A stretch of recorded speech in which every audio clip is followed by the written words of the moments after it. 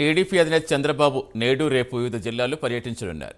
TDP నిర్వహిస్తున్న రా కదిలిరా కార్యక్రమంలో పాల్గొనున్నారు. నేడు అనకాపల్లి పార్లమెంట్ మాడుగులలో రా కదిలిరా కార్యక్రమంలో పాల్గొంటారు. మధ్యాహ్నం ఏలూరు జిల్లా చింతలపూడి చేరుకుని బహిరంగ సభలో ప్రసంగిస్తారు.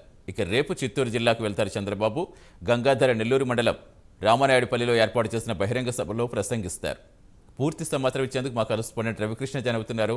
Good morning Ravikrishna. ఈ రోజు రేపు చంద్రబాబు షెడ్యూల్ ఏ విధంగా ఉండబోతోంది? ఏర్పాట్లు ఎలా ఉన్నాయి సభలకు సంబంధించి?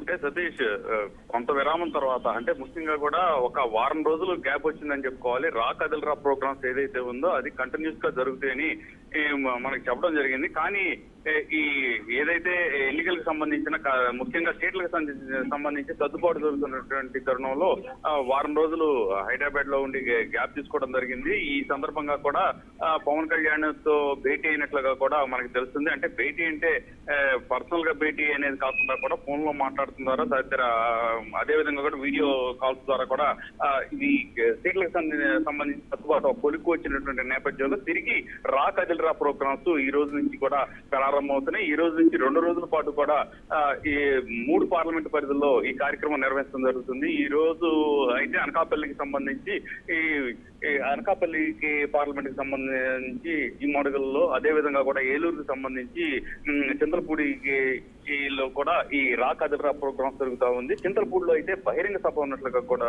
బహిరంగ సభ ఉంటుంది. ఇప్పటికే ఈ 2 పార్లమెంట్ పరిధిలకు సంబంధించి టీడీపీ నాయకులు గాని కార్యకర్తలు గాని ఉత్సాహంగా ఎదురు చూస్తూ ఉన్నారు. ఈ రా కదిలరా కార్యక్రమం ద్వారా ముఖ్యంగా కూడా ఏదైతే స్థానికంగా ఉన్నటువంటి సమస్యలు ఉన్నాయో ఆ సమస్యలన్నింటి మీద కూడా ఆయన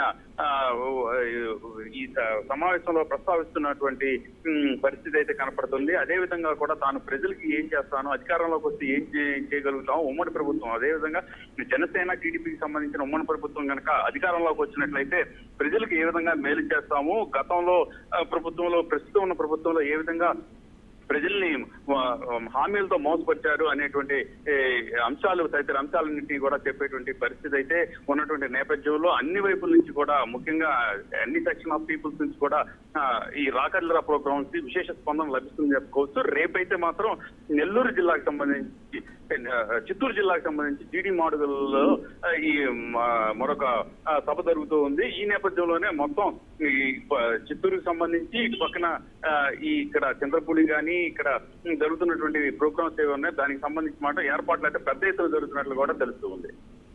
రైట్, థ్యాంక్ యూ రవికృష్ణ.